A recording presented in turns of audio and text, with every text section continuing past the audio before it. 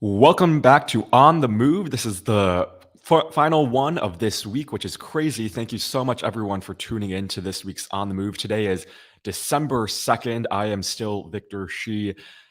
Anyone who is Gen Z or anyone who understands Gen Z knows that sports makes up such a big part of our culture. And there's nothing like sports to get us motivated and enthusiastic about the issues of the day. There's also been increased movement within the sports community to speak up against some of the political issues of the day and promote the importance of voting and civic engagement, which is something that I care a lot about. Something that I've focused on since the start of my time in politics is how to get young people empowered and engaged in the civics process. So to talk a little bit more about that intersection, the importance of voting, and what we should all know about sports and maybe the NBA, I'm excited to welcome Adrian Wojnarowski, who is a sports columnist and reporter, and currently an NBA insider at ESPN. He is someone who is prolific with his columns and does a great job covering NBA and everything going on in there. And I know, at least when I talked to some of my friends, they were like, "Oh my gosh, Woj is joining!" So I'm very excited to have him with us today. If he's on, definitely bring him on. But in the meantime, we can maybe go through some of the news of the day. So far, we're paying close attention to Georgia and what's going on there. This is the last day of early voting in Georgia before Monday, or I guess before Tuesday, which is election day. And so all eyes are on Georgia. So that'll be very, very exciting. And then other news is that yesterday we saw the Senate basically avert a rail strike, and that would have had tremendous consequences on the economy.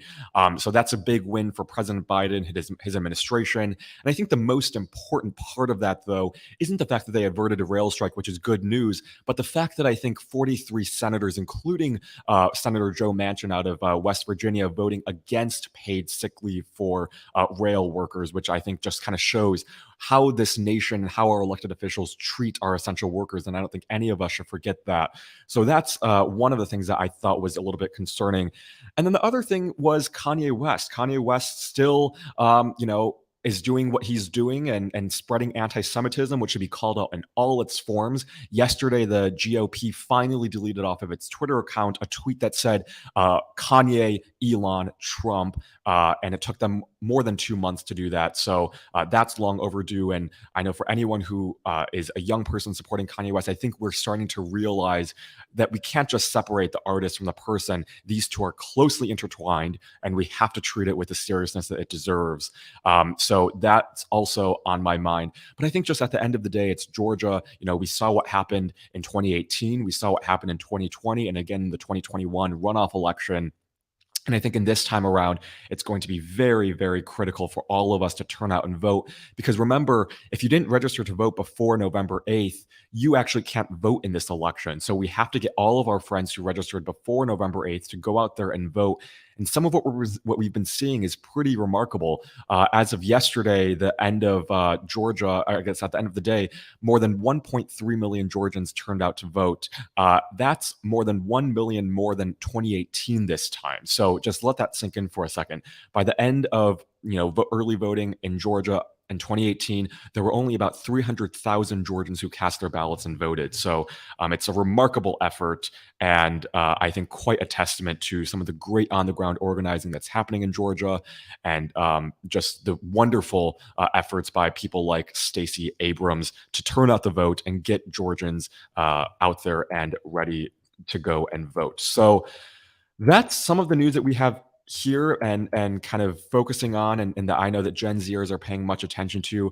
The other thing is basketball, and I don't know if Adrian is here yet, but if he's here, we should definitely bring him on and talk a little bit maybe about Georgia, the ESPN, and the intersection between sports and so I'm being told that he's not here quite yet, but let's continue talking. So maybe let's do some audience questions before Adrian joins. So I know yesterday we were talking about, the importance of voting, how we can get our friends to be civically engaged, the importance of Hakeem Jeffries. So I'm going to maybe go to some more questions that we got in.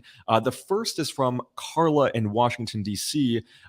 She's asked, Congress just stepped up to protect gay marriage. We might have a lame duck session ahead of us, but what other rights should the legislative branch be trying to secure from court overreach? I think similar to yesterday, we should definitely be focusing on codifying abortion rights in addition to making sure that we pass voting rights, because those two things I think are very much at stake, and things that Republicans have said that they're willing to overturn. Next, we have Tina from Las Vegas. So many people I know feel a little bit hopeless after student loan forgiveness might be clawed back. Should the Democrats be fighting harder for it? How?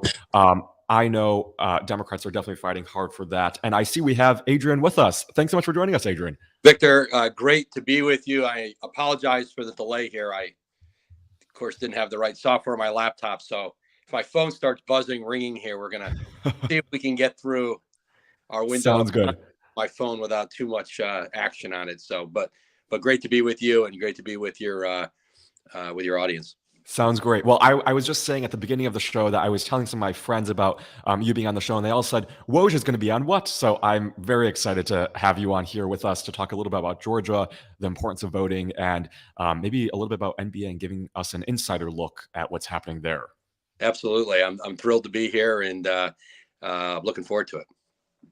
So let's start with Georgia. Georgia, I think, is on all of our minds right now. Today's the last day of early voting, and that's a race in which we have Herschel Walker and Reverend Warnock. And Georgia is one of those states that has a significant number of young people. Latest estimates show that young people make up about 17% of the voting electorate. More young people are registered to vote than any other generation in Georgia. And Georgia also happens to be a state that has a huge sports culture, more I think inclined for football, but I'm wondering what you have to say to young people down in Georgia about this election and why it's so important. Yeah, I mean, first of all, is get out and have your voices be heard, and we've seen that here. We saw it in the midterms. We have seen the impact that young people have had on that election in this country, and are having. And I think it's so important that this generation gets out and addresses the issues that are important to them and that are important to their futures, whether that's education, guns, gun control, certainly student loans, climate. We can go down the line and look at certainly women's rights, women's, the ability for women to, to have their voice in this country right now. And I think young people, you saw it in Georgia, or you saw it all over. And I think, Gen Z has shown itself that it's a force. It's going to continue to be a force in this country. And it's important. And I think there's no better way, certainly. There's lots of ways to be involved in this country and have an impact on this world, but voting certainly foremost among them. So certainly I encourage all the young people to get out and just have the issues that are important to you, whatever they are, whatever those issues are, to be heard. And there's no question that old people like me are having, I think are re-energized seeing what young people are doing in this country right now, and the impact that they're having, not just on our electorate, but on, I think, the conversations that are going on and that are going to go on in this country. Yeah. I know there's an interesting push by some former athletes to really turn out the vote in Georgia. And I know you cover the NBA and basketball players very closely. And that's a race that I think in Georgia, it's interesting because you have Reverend Warnock and you have Herschel Walker, who used to play football, who used to coach football. And I'm wondering if you've heard anything about what basketball players or coaches or teams think of Georgia, or if they're trying to raise awareness or help people get out the vote, because that's a state where also you have a lot of, I think, attempts to try to suppress the vote. I know the NBA and basketball formerly had a big push to increase access to the ballot box. Do you know if there's anything going on in particular to Georgia this time around? Well, it is. I think it's certainly the focus, even beyond the state, around the NBA and sports, to do exactly that, to get the vote out and to make sure people have access, fair access to the polls. And, you look at the Atlanta Hawks, go back to the 2000 the 2000 election, and I think they were one of the first teams in the league that really talked about and sort of engaged in getting their facility open as a voting precinct, essentially, to fans, and I think that had certainly a great, not to fans, but certainly to fans, but voters in Atlanta. I think the leadership with the Hawks, with that organization, played a big part in that. Players, members of the organization, and so I think there's no question, people who have been focused on voting rights issues and voting in this country, and in the NBA, there's no question that Georgia is central to that now. And I think, I think you've seen a lot of enthusiasm within the electorate there in this early voting. And you've chronicled it a great deal, Victor, that the numbers in early voting have been remarkable. Mm-hmm. Absolutely. And it's been quite amazing. And I was just sharing a little bit at the beginning of the show that in 2018, about more than 300,000 Georgians turned out to vote at this time. So basically the last day of early voting. Right now, that number is more than 1.3 million. So within the span of 4 years, we've already seen 1 million more Georgians go out there and vote. And I know some of them are Republicans, some of them are Democrats, no matter which party. I think that's really good news that we're seeing so many people go out there and vote. And one of the things that I spend a lot of my time thinking about and kind of pondering is how we can increase civic engagement and participation among young people, regardless of which political party they come from. And I think one of the most effective ways is finding intersections with other industries, namely sports and basketball. And I remember we were talking about this a little bit before, but during the 2020 election, there were several teams that the NBA used to basically use their arenas to serve as voting centers. You mentioned Atlanta in 2000. Is there anything that you think basketball teams or players or coaches can do more of to try to increase civic awareness or the importance of voting and civic participation? Yeah, I think certainly it's important to stay engaged on it, not just in years of presidential elections and national elections, but I think certainly on the local level that we know, that so much, that it's, we've seen that here the last few years. I think there's been a greater focus on it, about the importance of your town election, your city election, your school boards, your state and regional.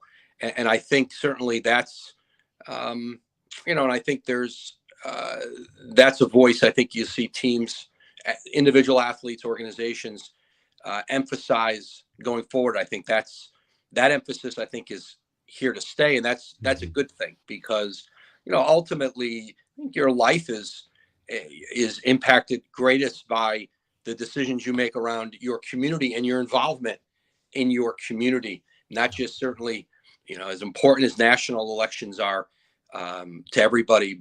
We certainly see the importance of local. So I think for teams, athletes, listen, I think NBA players in particular, coaches especially, you look at the Coaches Association, Doc Rivers in Philadelphia, certainly Greg Popovich in San Antonio, and Steve Kerr in Golden State. Those have been really important voices in this process and leaders.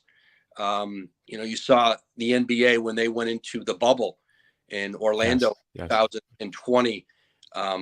Those issues and issues of voting and voting rights and fairness were front and center in the conversations that led, around the time of the league going into the bubble. And like a big part of the players' discussions with the league when they decided that they were going to do the bubble was to make sure that these issues were addressed and were amplified during that time. And I think you'll look back and say it was certainly a pivotal time. And I'm just talking about the NBA here. The WNBA has had just incredible impact, especially in Georgia, in Atlanta. The WNBA's voice and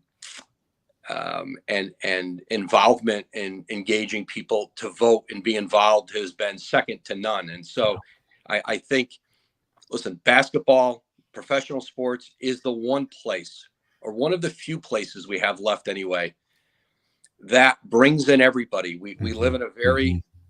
divided world, and Oh. sports is the one place still where people of a lot of different viewpoints and perspectives still intersect. And so I think certainly uh, uh, the NBA, the NFL, in Mm-hmm. different ways have, will continue to have a big impact, and can have a big impact on just encouraging people and opening up more avenues for those to get out and have access to, as you said, the voting precincts and voting centers, and wanting to be engaged in the process. Yeah. And to me, and kind of mentioning your point about during COVID and how that changed, I think a lot of how NBA teams approached this and kind of talked about civic engagement and politics. To me, it's felt like there's been a bigger push by a lot of sports players and even coaches to be more vocal about politics, despite the possible repercussions. So I'm thinking about that moment during last year when Steve Kerr talked about Uvalde and Buffalo, and he visibly got very passionate and about the kind of culture of gun violence that we have in America. I'm wondering, you've covered the NBA for a long time, and basketball players and coaches. Do you think it's becoming more common for NBA teams and coaches and players to speak out about the issues of the day? Yeah, there's no question. I think you mentioned Steve Kerr, and he Yeah. was obviously, he's been touched by impacted by gun violence in a way that very hopefully many people never have to be. He Yeah. lost his father, um, in whose father was a professor in the Middle East, an American professor who was over and who was assassinated, and so this has been an issue that has been at the forefront for Steve Kerr for a very long time. He's very involved. Um, um, very involved in, and certainly being a voice and an advocate with the Brady group, and Mhm. Mhm. and trying to help impact. It's a health issue. I mean, it's as much as anything else is it's a health issue in this Mhm. country, Mhm. and we have an epidemic of gun violence and loss of life, and especially among young people, Yeah. and we have seen it time after time, and I think that's a big part of the involvement of so many young people in this country who have grown up and who are products of this horrific period in time where gun violence and mass shootings at schools has become far too commonplace, far too accepted, and so many young people have taken leadership on trying to stem the tide of that. And certainly, I think Steve Kerr has been one of the real important voices, Yeah. I think, in that movement. And I'll just say before I ask you the last question, I mean, during that moment, it's like young people tend to, I think the messenger really matters for young people, and young people really listen to the sports teams, the sports coaches, sports players, and their voices are really important. So raising awareness about civic engagement, speaking about the issues, I think really matters. So I want to ask you one last question, which is to give us a quick rundown of what you expect this season in the NBA. You're an insider, so I'm curious about your perspective for this season. Yeah, Victor, I think the East, there's two clear-cut teams in the East, Boston and Milwaukee. Milwaukee gets back Chris Middleton tonight. One of their top three players. They were without him last year when they lost in the playoffs in 7 games to Boston. So it'll be interesting to see how they match up with the Celtics. The Yeah. Celtics are right now, I think, clear and above the best team in the NBA. They'll get back their starting center, Robert Williams, here, I think, before Christmas. And so they're going to be tough to beat. And I think the West is a little more wide open right now. Golden State has struggled early. I still talk to coaches and executives in the West, and they still expect the Warriors, when it's all said and done, to be the team to beat in that conference. But I think the West is a little more wide open. I think there's a bunch of teams who can make the case to themselves that if they can stay healthy and get in the playoffs, that they can make a run. I think in the East, there's a much bigger mountain to climb with just those two teams, but certainly Philadelphia, as they start to get healthy again, Brooklyn, if they can ever figure it out, obviously is a very talented team, and Cleveland, you've seen, the addition of Donovan Mitchell. That is a really, really gifted group of players who I think, while it's a very young team, it's a team no one's going to want to play in the playoffs. Well, I know I will definitely be keeping a close eye on that, and hopefully our audience, anyone who's interested in sports, the NBA, it'll be an interesting season. Woj, thank you so much for joining us today. I'm so grateful to be able to talk to you. Victor, it was an honor to be with you. Really, thank you for all the great work your peers have done. It's really inspirational, and so it was an honor to visit with you and to be on and talk about some of these issues. Of course. Thanks so much, Woj. Take care now.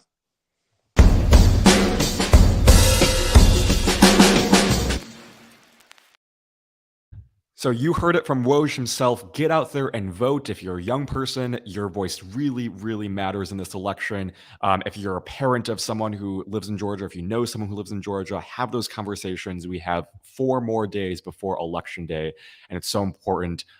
You can go to Fair Fight Action. They have some great resources to help you find your precinct location, to help you find your ballot box.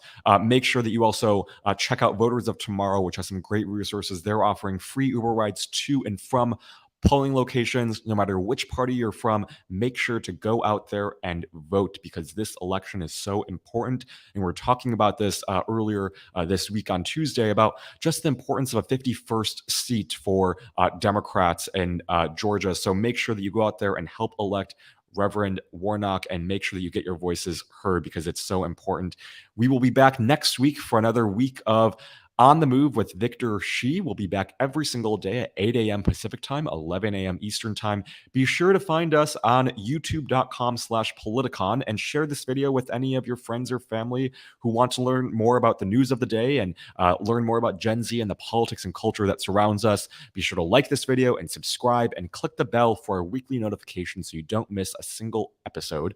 We will be back next week, and thank you all so much for tuning into the first week of On the Move. I can't tell you how grateful I am for each and every one of you, and I can't wait to keep on interacting with you and talking with you and expanding this community. Thank you so much. We will see you next week, and have a great weekend.